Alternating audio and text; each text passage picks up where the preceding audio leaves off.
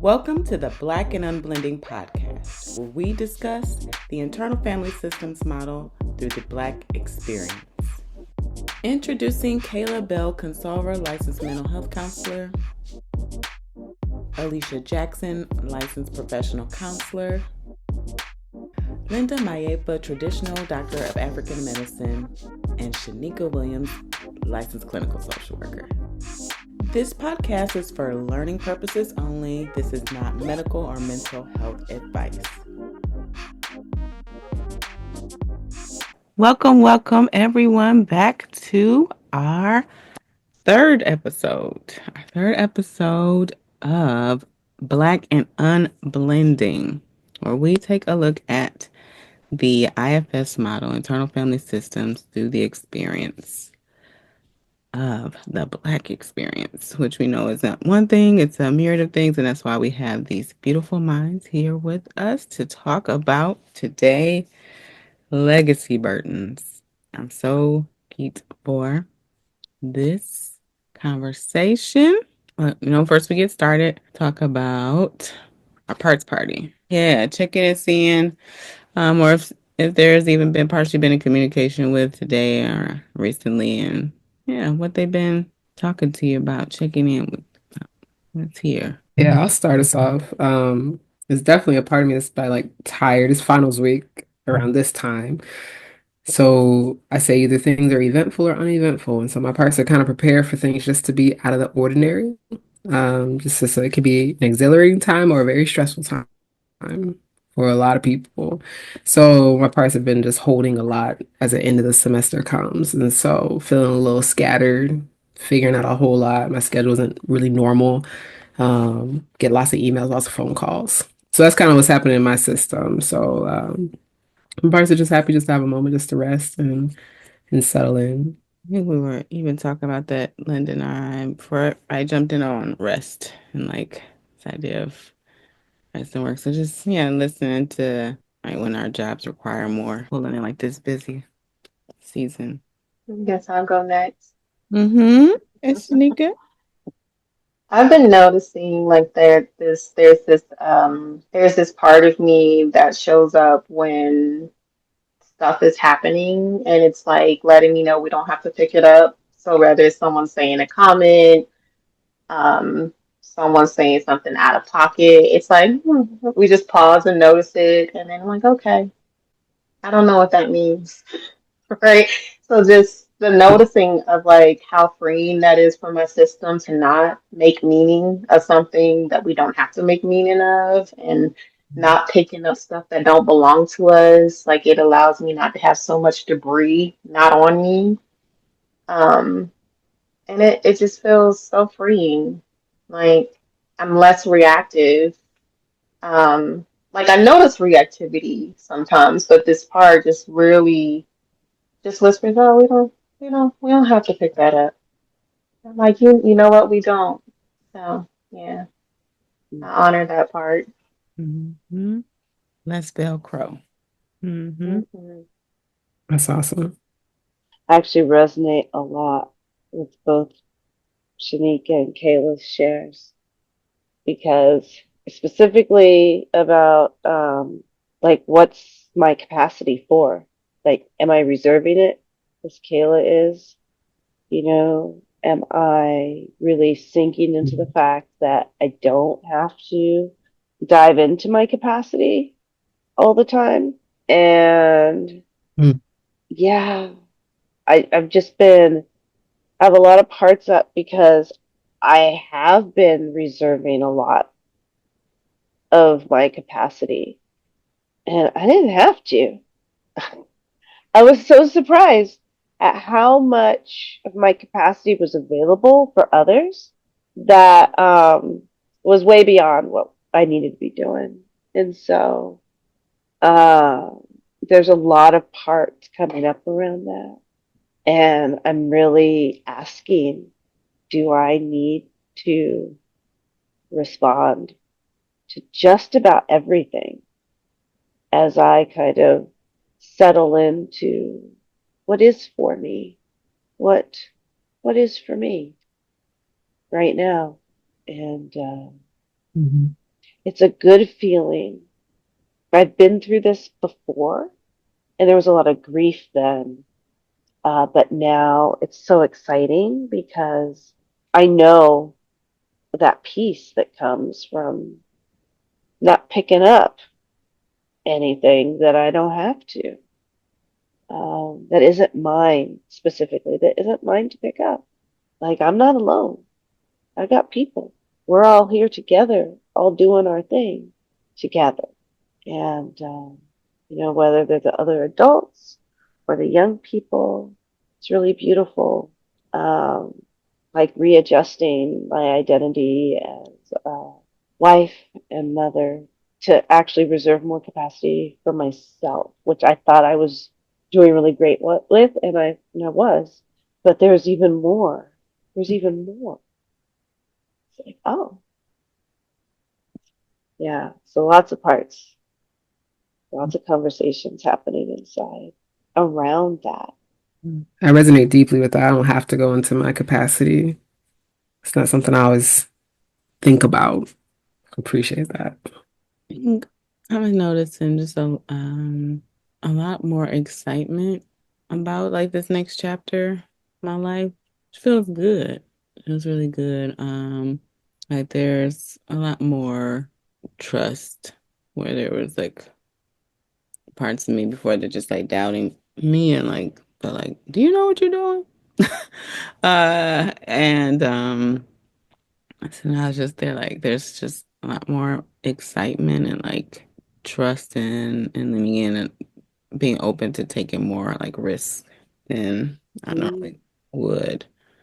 Um, even taking risks like it's like there's still like concerns or the normal like fear that's there when doing that, but it's it feels like still within my wheelhouse. Like I'm still feeling like secure in myself doing that. And it's been just a very interesting ride. And I've been patting myself on the back of like the work that it took me to get here too. Lots of work. And we still working. But yeah, yeah. Good work. Work like to pour back into me. Like work, right? Like mm, so many of my parts are like other focused. And so like really taking the time to pour into me has been good to see that I'm worth it. Awesome. Hmm. Yeah. So, as we are leaning in into our topic for today, which is legacy burdens, and that is what's the language, right? IFS uses to describe it, but want to check in with you all to see and curious about like if the idea of legacy burdens was something that you all were familiar with or had some form of understanding before coming to know IFS, like what. Just curious. I yeah. can flow in. Oh, go ahead, Linda. Oh, no, I was just going to say that a lot of the work of a Sangoma is, or what's really well known about the work of a Sangoma is dealing with burdens that are ancestral, that come from, that we inherit.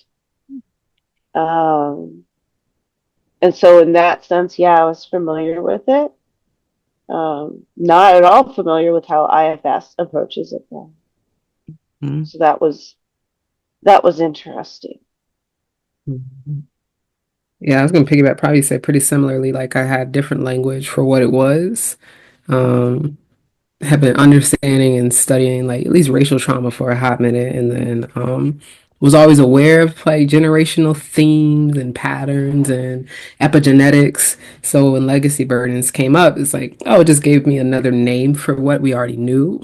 But same similar to you is like, oh, I didn't realize we can actually do something with this. Like the concept of actually healing a legacy burden and the way IFS talks about it was so profound to me. Because you don't often hear people say you can heal generational trauma by literally like taking the burden back. You usually hear it's like, oh, let's work on you, and that heals future generations. But we don't talk about like literally going backwards. Like that junk is still wild to me. yeah, I think for me, growing up in the church, like generational curses, like that's Hmm. language. Mm. that I The color heard. purple till you do Yeah, right by me. it's all that, or like seeing it as like right things, and it was more on the view of sin though, like to be Mm, like yes, yes.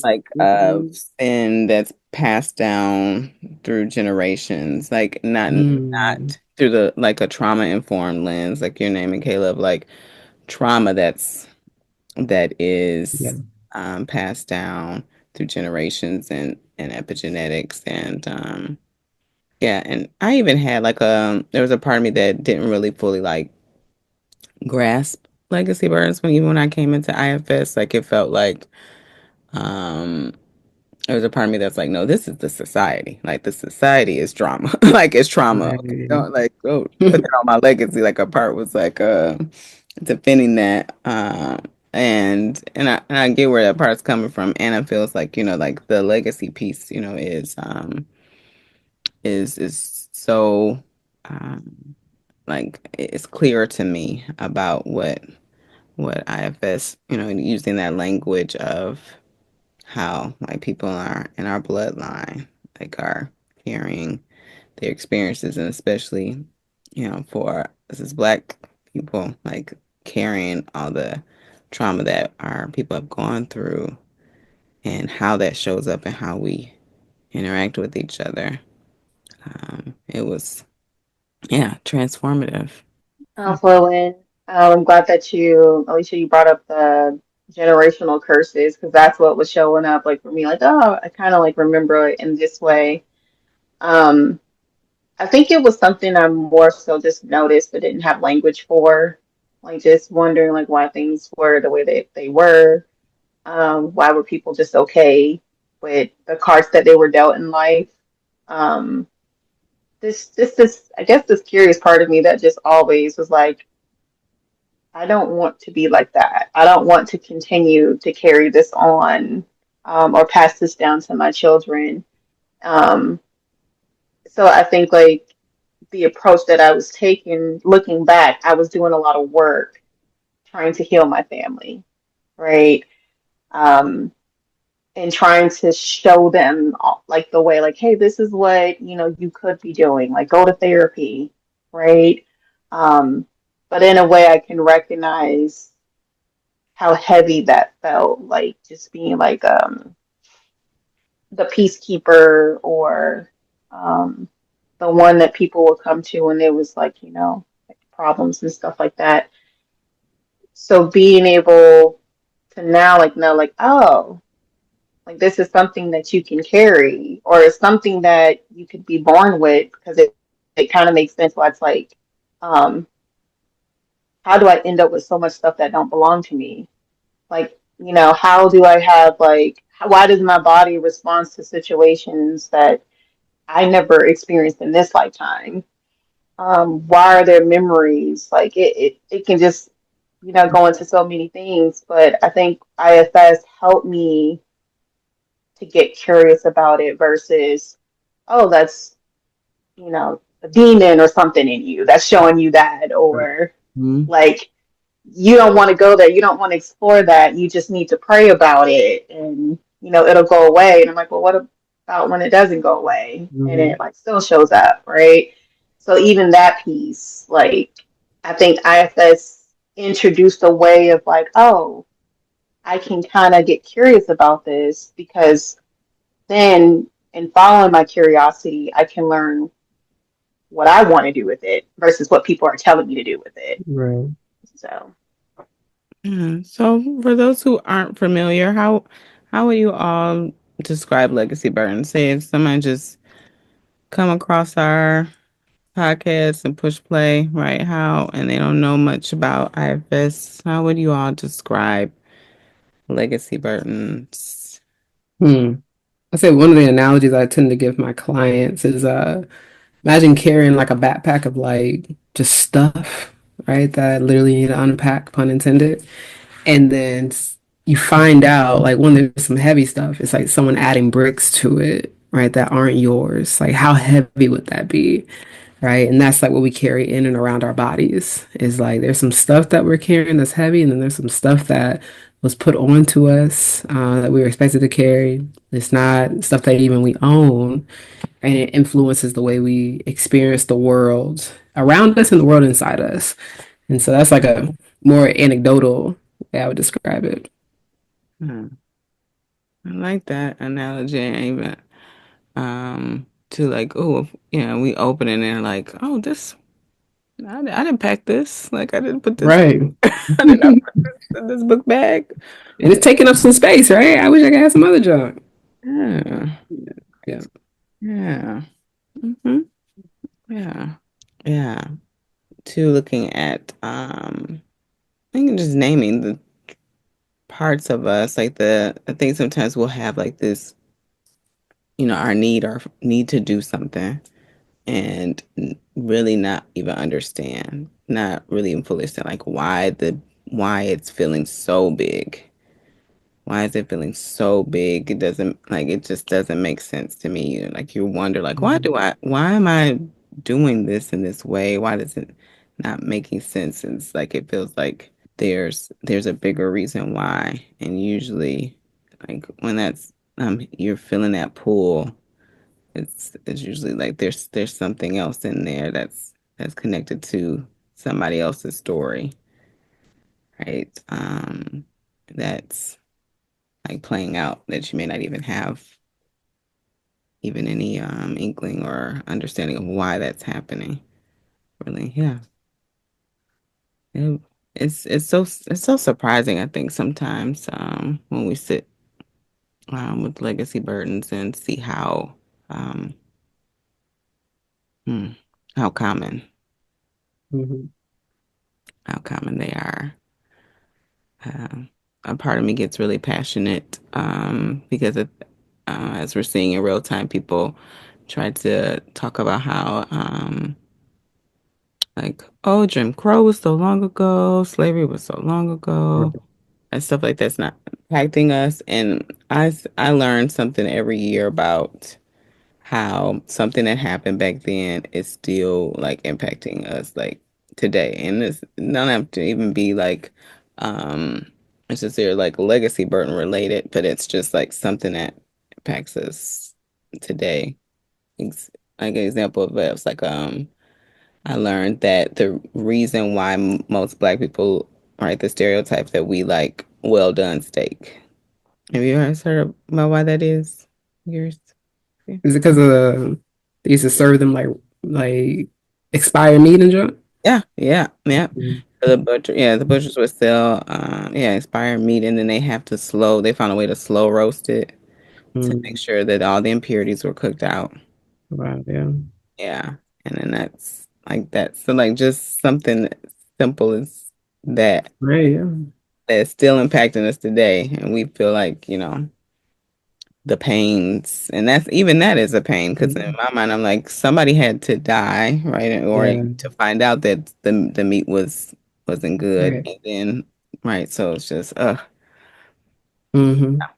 hmm It took me a long time to eat a medium steak.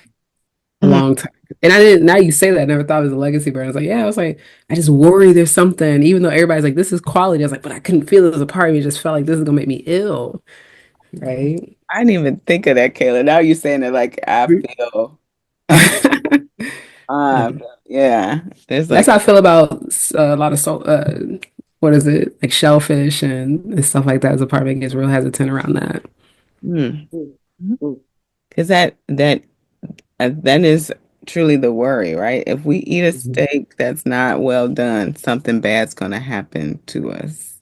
And then I think that added on to it just culturally, like not having that lens or that history, Mhm. it's like the stigma then that's placed on us, like, oh, you're this these uncivilized people don't know how to eat a quality steak. And it's All right. yeah. I'm like, not understanding. Yeah. hmm So I wanted to lean in and see like as we're talking about legacy burdens, what are some either like common legacy burdens that you've um, come across, or even ways that you've learned to do work differently with your clients to as bringing like legacy burdens into focus? I would say I'll throw in like the common one that really stuck with me, and one that I also repeated to my children and had to like pause one day is like we got to work 10 times harder, right? Hmm. Like that one. Like we got to like, do more. And just recognizing like how much pressure that puts not only like on ourselves but also just on like the future generations coming up, because then when because the future generations that are coming up are different, they handle things differently, and just noticing reactions where it's like, how can you not handle this? Like there's like we had to go through more stuff back in the day. Like I'm not Hmm. understanding why you're falling apart regarding like being told no, and I'm just Right. paraphrasing. So kind of like just recognizing the burden, but also noticing what shows up when you in some way do kind of like break it. Like, were you parenting your children differently and noticing like, oh, well, it makes sense. Like they're responding like a kid should respond, right? But then like also that piece, but how can I still make them safe and able to thrive in this world that still continues to, you know, oppress them? Hmm. So that was showing up like the common one that was sticking with me, and I'm still trying to sort out. Now, Shanika, as you were saying, I was like, that ties real closely into the legacy burden. Like, you can't rest. Right now, you have to work 10 times as hard. We can't rest because if you rest, you're gonna be behind, and Hmm. uh, all these things. Like, what does rest mean? Is what will happen to you? What will happen to us? Right. Hmm. So that's what came up when you were, for me, when you were sharing that. Yeah. Are we told that we're lazy, right? Yeah. That piece. Yeah. Mm. Rest being a reward, right? Hmm. Yeah. Yeah. Yeah. I definitely carry a legacy burden that's like, and it was taught from my parents, like, don't ever rely on one form of income. And you just never know. Always have a little side hustle if you can, right? Even though Hmm. they didn't have that, but that's like what's instilled is be prepared. Don't rely on a job to take care of you. Don't rely on a job to like support you, even if it's the best of environments. Like always be careful. My dad used to be like, if you go to a Christmas party, make sure you don't drink at all. Right? If everybody else doing something, make sure you don't do that, right? Because it's gonna come back on you. So that hypervigilance and like hyper surveillance, right? Hmm. And then always making sure you got something in your back pocket in case the system wants to pull it from you. I got a lot of messaging around like how I'm just supposed to show up um, in the world. I got a lot of respectability, like politics talk.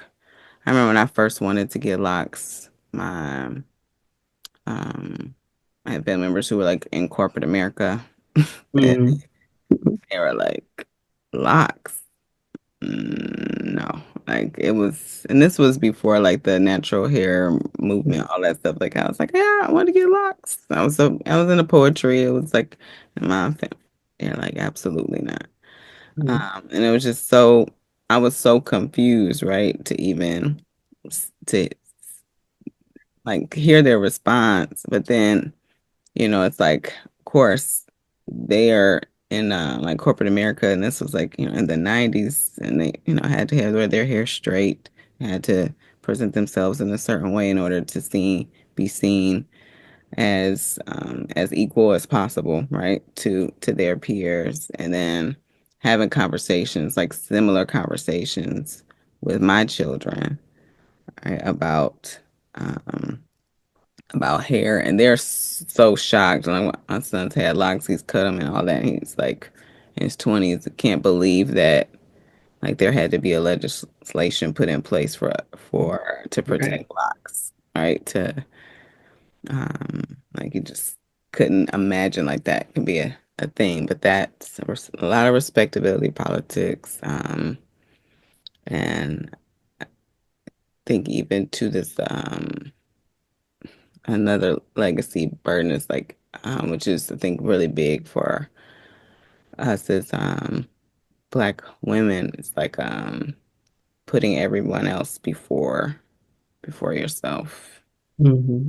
and that being just seen as like noble, as being like honored, as like it's almost like how you're like, oh, like right, you're placed on this pedestal, even though you're last somehow. Mhm. Like it's very interesting dynamic, but it's yeah.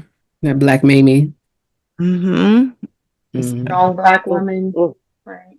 And that goes all, all the way back to slavery for sure. Well, that became a burden, right? Hmm.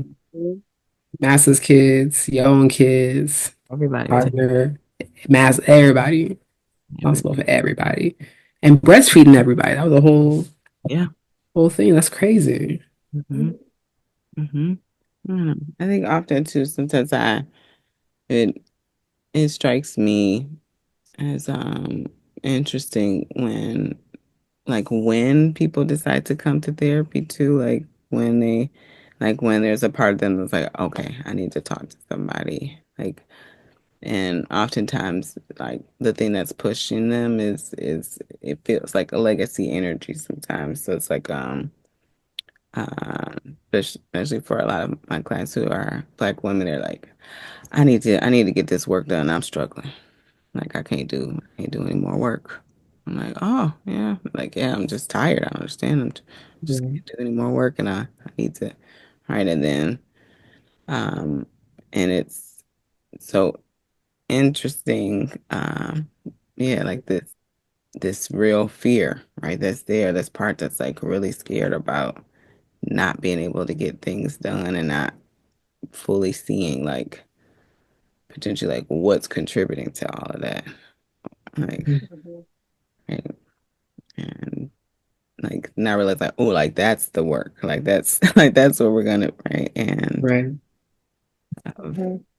mm-hmm, Or even like feeling like a burden when you do bring your problems to someone, like that piece where it's like I'm feeling like now I'm putting it on you, and or we apologize when we like, cry, or when we realize like, oh, we shared too much. Oh, I'm sorry, right?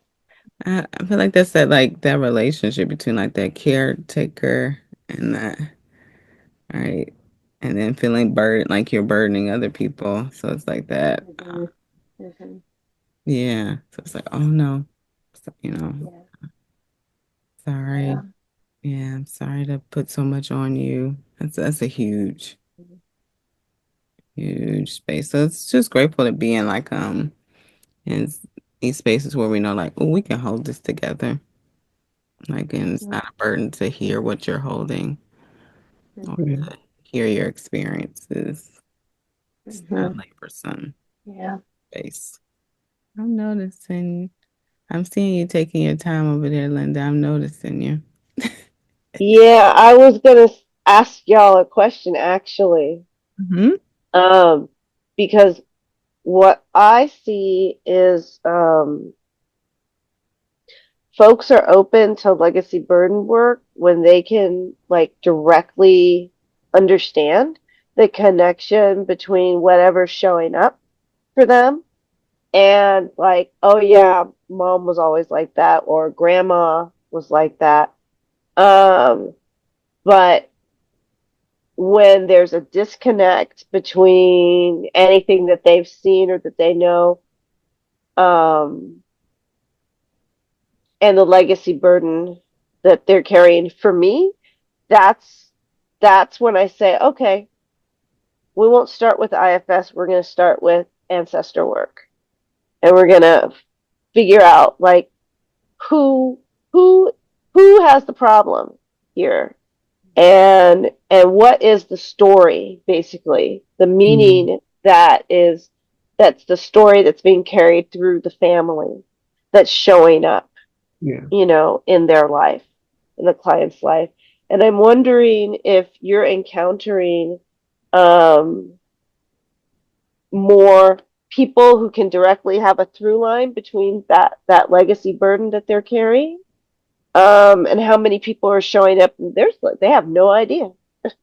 I believe clients show up, to do the kind of work I do because of course that's the work that they need done. And I'm wondering more broadly, like how is that showing up in other clinicians' spaces?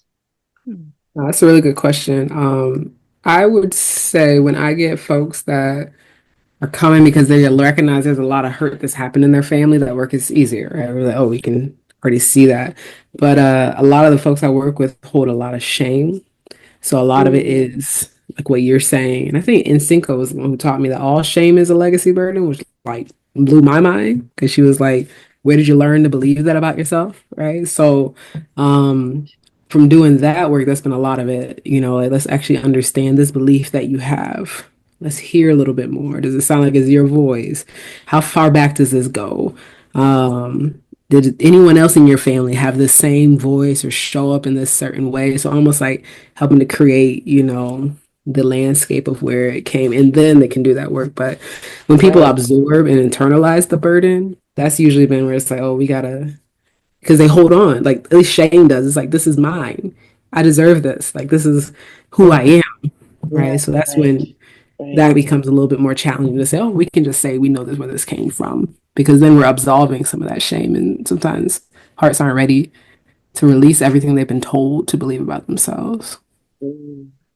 Yeah, that is actually beautiful. I have observed, not with y'all, but I have observed that there's a hesitancy sometimes to Mm. dive into, to recognize legacy burden work. And I love and I think part of it is because of how do you handle when it's not that obvious? What, Yeah. like the through line, you know? I like getting curious about that. And I love how Yeah. you open the space up and welcome things to come forward. Yeah. Mhm. Absolutely. I think that's the beauty of like, at least IFS and like doing it from the Black lens. It's like when you know what it's like to not be invited in, hope that you're so much more intentional of doing that. Um, and you hear with the ear of like who is missing, right? Mm. DEI is so politicized, right? But that's really what we're doing. It's like, is every part heard, recognized, important? Are we inclusive of every experience? Like, recognize the diversity of your emotional landscape. But yeah, I appreciate you recognizing, especially with Shane. Those are the ones that they get so exiled. But I will say to your point, I think it was you, Alicia, that asked it around how do we notice it and stuff like that. And so one of my favorite things to say is like when the junk feels so big, when they say like it just feels so big, something I've been asking now is like, and do you feel it even like in your bones and your veins? And they're like, yes, Ooh. Ooh, you have a Kayla. legacy word, right? In your bones. Ooh, That Mm. that tells Kayla. you it's in there. I know I'd be cooking with that one. Yeah.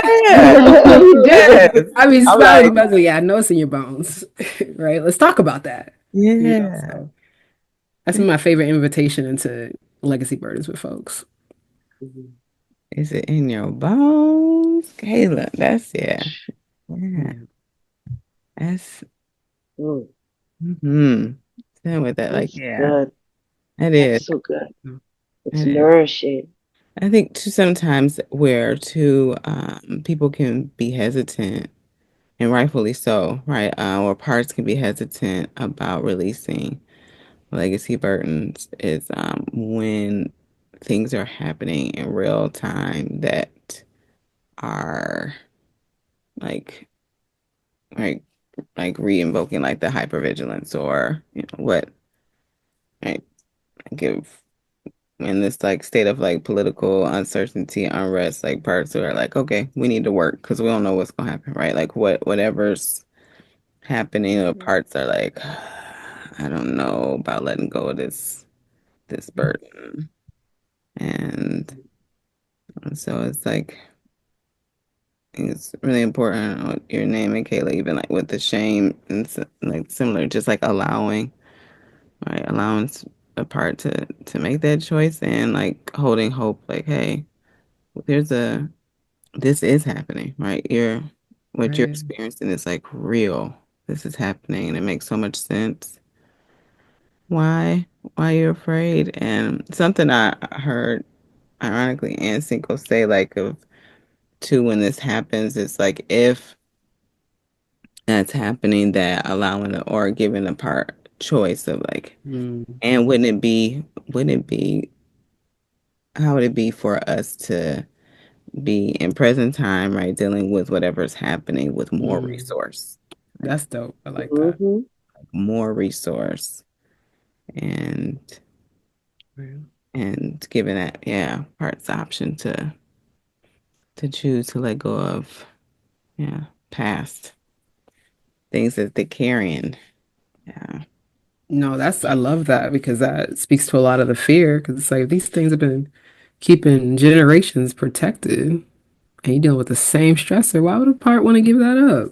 Like, It don't make any sense. hmm, So you want me to rest while we're actively being criticized? Okay. While we're actively being hard, you want me to not be surveilling while literally people are getting swiped up left and right. yeah. Mm-hmm. Yeah. Mm-hmm. Mm-hmm. Mm-hmm. Mm. Mm-mm. Yeah. The ability to release a burden by understanding it, Mm, the amount of energy that's then available to like think of new ways to protect, think of new ways to meet a moment. Um, I have seen that again and again in my own work and with clients, in that they're in a situation, okay, but also it's paradoxical how sometimes the way we protect ourselves actually kind of is not helpful, is not actually helping the situation. And yeah, just being able to have a number to be able to think about things in a different way Mm-hmm. and provide those different options. It's like, oh wow, I hadn't considered that. And what I'm gonna do, there's a lot of story making. A lot of the burdens that we've been discussing serve others hmm and serve stories that they want to tell. And if we are wise, we are wise if we tap into that wisdom more easily. Um, we come up with all sorts of different options for meeting the moment that honestly the story makers don't have really great answers to. And and it really can impact, I guess I'm trying not to be so general. Um, making a different choice when you've always made, um, or for instance, when I've always made a certain kind of choice, and then I have now understood that that was because of like a really violent family history that we were subjected to. Now I see situations in front of me so much more clearly, Yeah. right? Before it was protection to kind of like ignore some of the things going down. Leave the area, sure. But then if you're continually getting yourself into situations that aren't safe for you, um, to what extent does just leaving help, right? It's like this type of person, I don't have any time for them. let me just not even know that kind of person or let that kind of person be anywhere close to me and mine. And, you know, that's a kind of safety that, you're not you're not in a situation that is dangerous continually, like young me could get into, right? Right, yeah. And to be real concrete about it, addressing, coming to know, inviting those parts of yourself that are holding legacy burdens really helps you make sense of your own life. You're the story maker. You're the sense maker. You're the person who sees what's happening and gets to make choices. Mm. It's a completely different way of moving through the world, and it for me it's brought me a lot closer to my purpose, a lot closer to my people, a lot closer to others Hmm. as well. It's not a lonely road, I'll say that. And there's a lot about these burdens that want us to go it alone to our detriment. Mm-hmm. Yeah, thanks for sharing that. It's a lot of perspective, right? Like the updating of them. Yeah. Hmm. I think about that too because it sounds like a corrective process, right? With your name and Linda, of like I have parts of me that grieve the collective culture that was taken away from our people, Mm. and um, and like this, right, the sense of community, and we reclaim that, and like whether it's internet spaces or like in our communities, like but there's also like I think that a stain, right? Sometimes I feel like that has not even a stain. What's the right word? It just feels like the ripping away of severing of connections that have happened for our people, and then to add salt onto the wound with like this individualistic culture that we live in. I'm hearing like for you, Linda, like you're rebuilding, like even right now, what we're doing, even with this right Yeah. podcast, like we're rebuilding a community and connection for like, the ripping away. Hmm. I'm checking to see how y'all doing. Because I remember I had this bright idea when I was really active on TikTok. I was like, for Black History Month, I'm gonna name a legacy bird in a day, and then I did it for like three, maybe 3 or 4 days, and then I noticed how heavy it was. Yes. I was like, oh, okay, Mhm. hold on now. Like I didn't know this was gonna be like Yeah. this, and then so I said, all right, we're gonna name a legacy bird and a legacy heirloom, and we're gonna bring in both. Like I had so I'm checking in with y'all, seeing how it is to sit with this as we're naming this. Mhm. Bringing in our humanity too, and 'cause it is, yeah, it's a lot to sit with. It is. For me, it doesn't feel heavy though. Like I notice the heaviness, but I also can feel community here. So it doesn't feel like I'm sitting in it alone. Yeah, I'll echo that too, because I feel like the way it's being discussed is almost like a path leading forward, right? Rather than just sitting in it. It's like there's an end to it, right? There's a release as an opportunity.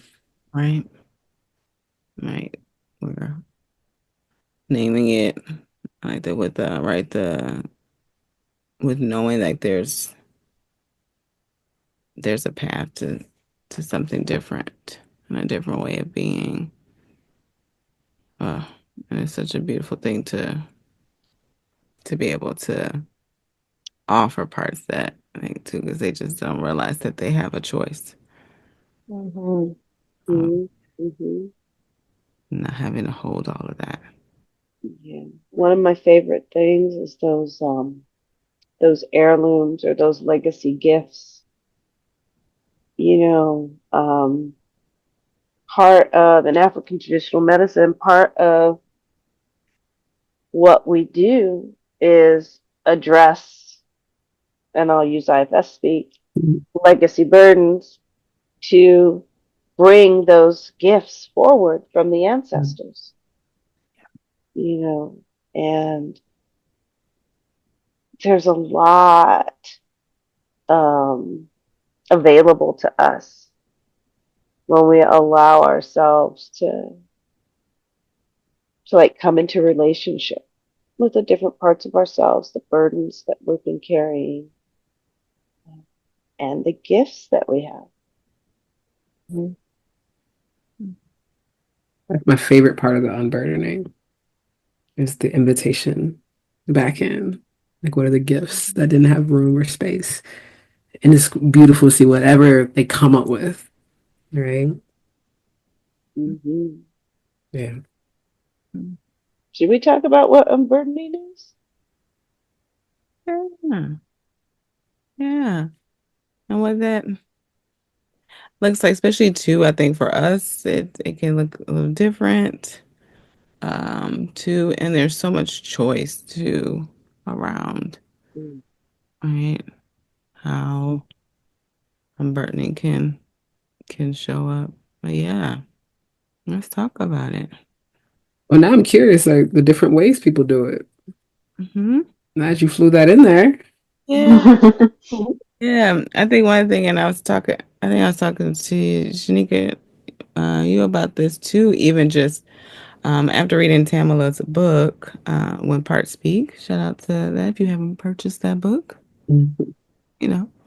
But she even mentioned just inviting ancestors in as a part of doing the work in general, which Yeah. I like. It's like, that's just even just a beautiful way to aid in and well ancestors, right? And as a way, but yeah, I think traditionally the way I learned about legacy burdens was like passing the burdens back and and I know sometimes that can be really activating for people because they're like, I don't want my ancestors to, to be holding something, Mhm. right? And so like it can also be a way that like the ancestors too can let go. And what could that look like? And how can we, right, as a collective release this burden? Mhm.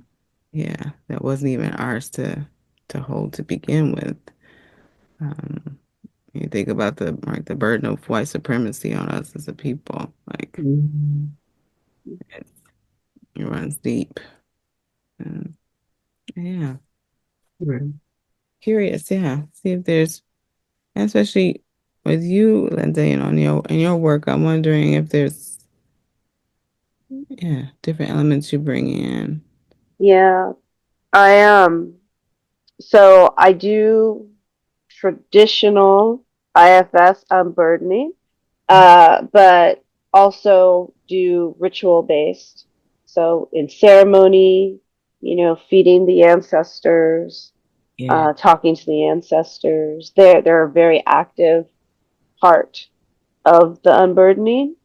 Um, and so work that in proper form and order to do the unburdening and invite in gifts.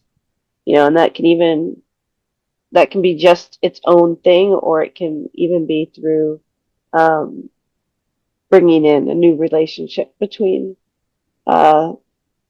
It feels weird to say client, an initiate, for instance, an initiatory process is very much about getting in touch with the ancestors, the burdens, and the gifts, um, and building a relationship where uh, there's just a lot of unburdening work that takes place over the course of days or weeks.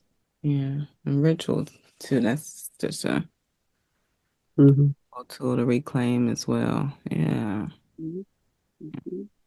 Is there any more share about the unburdening process. I think I have a way of us ending this conversation, but I'm yeah, curious if there's any more. I think Did I've oh go ahead. no, you go ahead. One thing I've learned, even though I know they say sometimes these legacy burdens don't want to be witnessed, I have yet to see that happen because every time one gets invited, they want to be heard. Um, and like want you to know why they're there, want to be appreciated because you got all these parts saying this thing needs to go.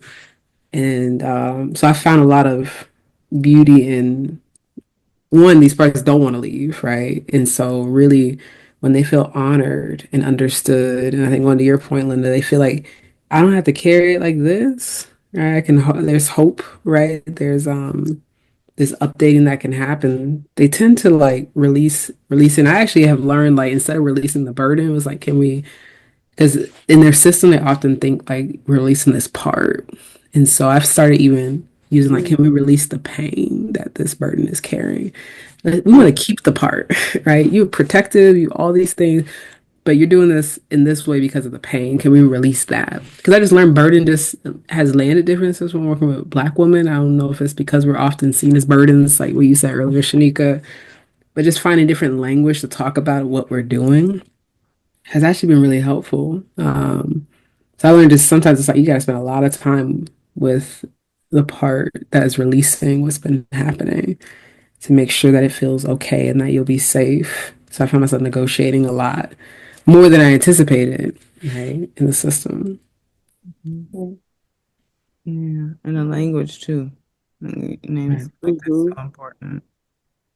So Um, important. yeah, yeah. I Mhm. think too. What I've also encountered too is like parts concerned about like losing the connection Right. or losing the history, right? Attached to it, and like the story doesn't get lost, right? And just don't have to carry it in that way. But yeah, mhm. Yeah, 'Cause that was survival, right? yeah, I have to know what Yeah. happened to them, what happened to them, what happened to them. Mhm. So absolutely. I'm glad that you brought that up, Kayla, because that has like just in my own personal journey, like my parts want to be like witnessed and understood and heard. And sometimes that's just not with words, it's more so like me watching. Like I remember when I experienced my first flashback, I was like, oh, hold up, what is this? This doesn't feel like me from this lifetime. But just being able to stay with it and it was just you can't put it into words. yeah. Like you really can't. Like it's just being able to know that just so much suffering and pain that our ancestors have experienced and having a way, a path to, oh, not only can I like heal myself now, but also heal upcoming generations that I'm raising, but I can also go back and help, heal my bloodline, Right. right? Yeah. And ancestors are ready to help support with that. Mhm. Well, we've been so disconnected from connecting with our ancestors, but taught to connect with theirs. So Mm. when you, Alicia, earlier when you said that rip away religion, just there's this part that's like religion just screaming at me because we we did have a path, but it was ripped from us. So learning how do we reconnect with ourselves and reconnect with what healing did look like before we were ripped away from our sense of community or land. It's almost like how do we find our way back to Yeah. who we are? And in order to do that, you got to have access, to your ancestors because it's not just pain, it's gifts. Oh There's yeah. gifts there as well. So Mhm. Yeah. yeah. Mhm. Gifts, knowledge, story. Mhm. Like they Love. have not forgotten us. Ancestors know us, Mhm. and we reach out to them. They reach back. I do. Mhm. Yeah. I think it's important you naming that too. Shanika, because there can be parts that have concerns about even the word ancestor or like connecting with ancestors or um, what does that mean Mhm.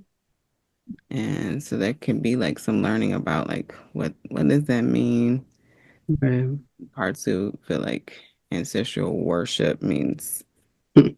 you're Mm. thing, right? Ancestors up as a deity versus like connecting with them and communing with them because they're calling out to us. Mhm. They're loud too. Oh, wow. Oh, oh. I wish I could find this. I wish I could find this video. It was in this workshop I attended, and she was like, "When you're eating the whole cake, that is your ancestors going." Mhm. And it was There's so funny. It was she was so serious and so real. I have to find this video and share it. Mhm. But it was, just really talking about right the pain, right? That's what she's talking about. Mhm. That moment. Like she's not, shaming parts that eat or or have disordered eating. But it's like no, that is tapping into some deep wound that is being medicated, right? And it's like, and what's in there that is your ancestors like trying to reach out to you and connect Right. and so yeah, it's getting leaning into that as much right as our and whatever journey to our parts, right? Because Right. will allow us. Uh, Mhm. um, it's been yeah, it's a beautiful um, journey to be on and witness, and Yeah.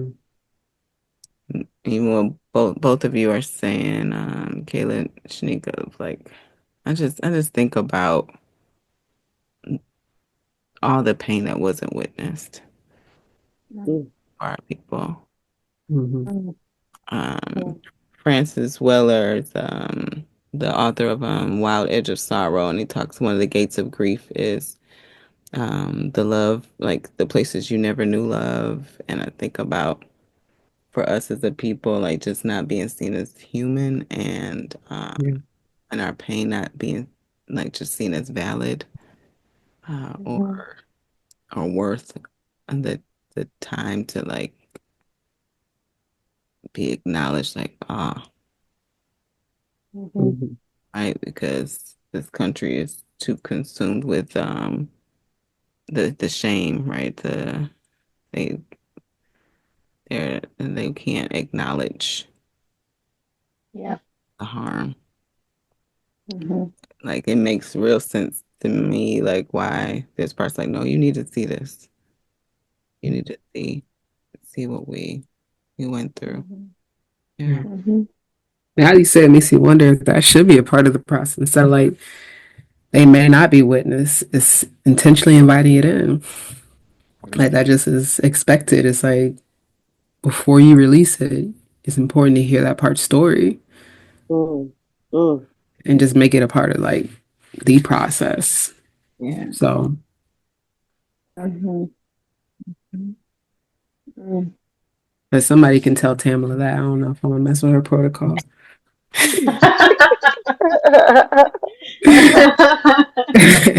Although I know she'd be like, yeah, that's amazing. Yeah, But I'm like Tamla, well, she would welcome that. oh, 100%. Mhm. But yeah. Oh yeah, it just like that. I guess to steal your line, okay, like I feel that in my bones, like just the need for parts to just like, yeah, no, I need to tell you my story, Right. Yeah. Mhm. tell you what happened, Hmm. right? And that, oof, imagine what that does in your body. Yeah. Mhm. Right? I need to tell you why I felt this need to do, right? Hmm. To have, to do. Yeah. Mhm. And what it's been like to have to do this, Yeah. Mhm.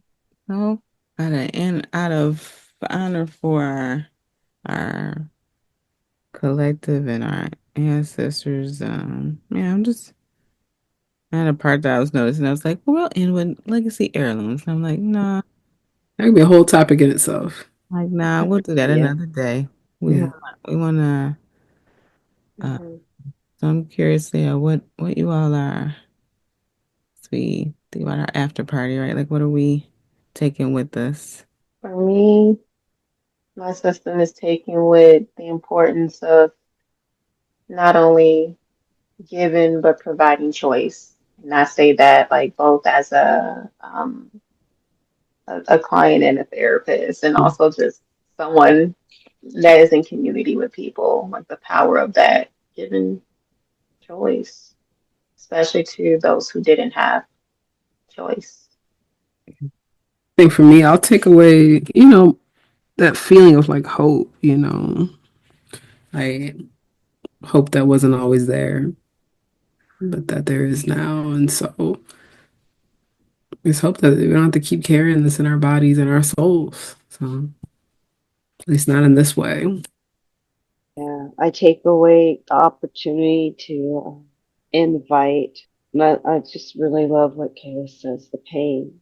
To invite that pain to be in relationship, with me, you know, for the client, with the client, um, so that there's an understanding and one's place in the story of why that pain is even there can be understood and that pain can be released.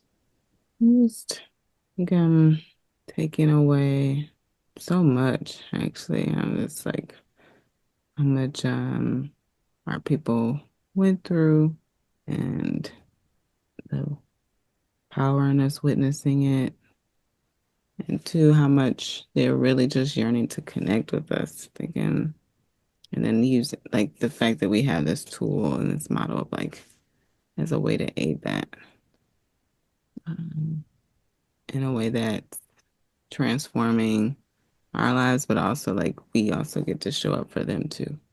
And, it's just yeah, it's really dope. I really appreciate you all leaning into this discussion around legacy burdens, and whatever way, right? Whatever way you are navigating this world, especially in the current state is in. Hope you're taking care of yourself, nurturing your soul, noticing what's coming up for you, especially as we're tapping into this conversation. And who knows, maybe starting your journey with connecting with your ancestors. Mm, They're looking to connect with you. Thank you all for listening. Take care. Peace. Thank you so much for listening to the Black and Unblending podcast. Be sure to like and subscribe and follow us on all social media platforms. See you next time. Take care. Peace.